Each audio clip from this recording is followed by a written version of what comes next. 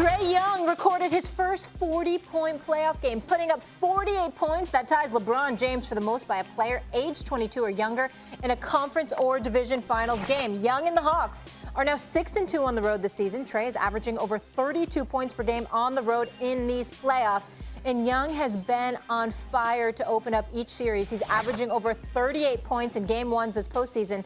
That's the highest scoring average in game ones by any player in NBA history. Ice Trae, you know what it is. Stephen A. Smith, what was the biggest reason for last night's result? It was Trae. It was Trae being sensational. You see, people are looking at his points, and I'm saying look at how he scores, which is why I said he was the key to this series, Max, when we had this debate yesterday. I was talking about him.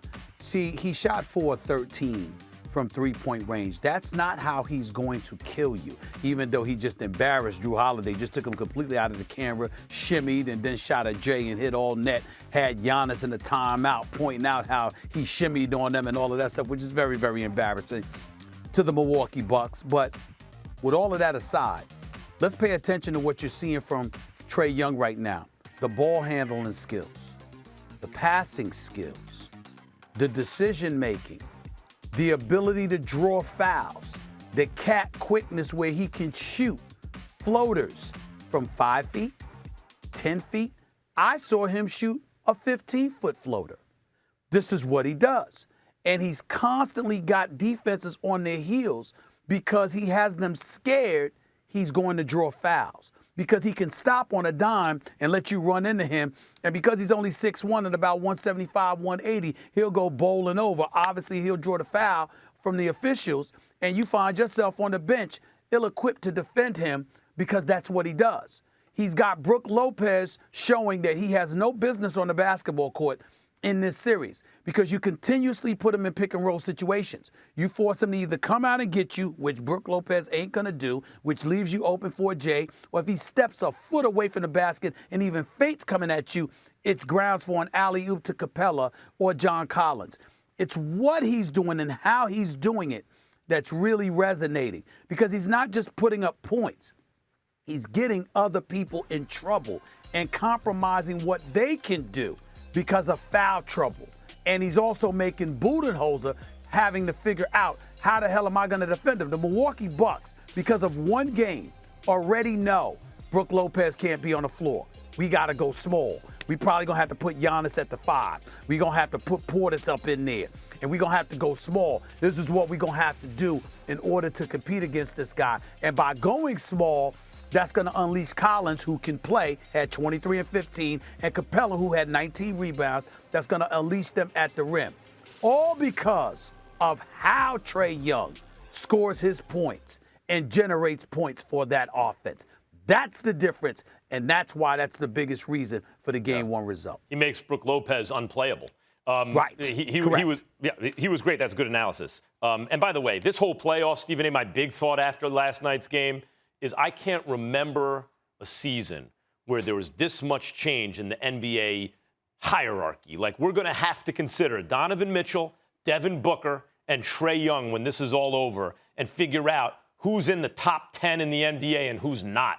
Because there are some names that are they're all superstars right now. Superstars. And I feel bad for Jamal Murray that he missed out on the party, because in last year's playoffs, he was spectacular. There's no question. So, that was my big takeaway. You're right. It's Trae Young's story. But I want to focus on why the Bucks lost other than Trae Young is on the other team. Okay. And that's Chris Middleton. 0 for 9 from 3.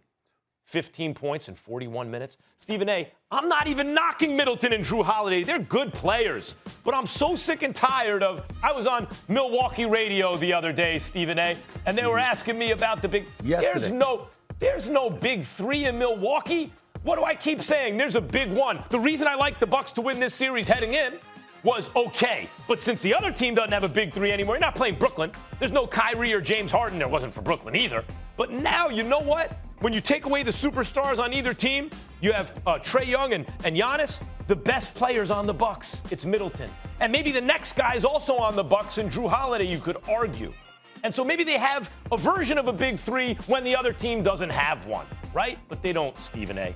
The reason Middleton is not good enough, and neither is Drew Holiday, to be considered members of a big three is because they're sometimes all-stars. I think Holiday's made one team in his career, Middleton two. They played a while. And the reason for that is they're sometimes great and usually good and sometimes not so good. You know, they're not always great. This is not Kyrie Irving or someone like that. There's a difference between a perennial all-star. They make the team every year because most nights they're really great. And a once-in-a-while all-star. And Middleton's a once-in-a-while guy. So when he shows up the way he does sometimes, the Bucks are going to win those games.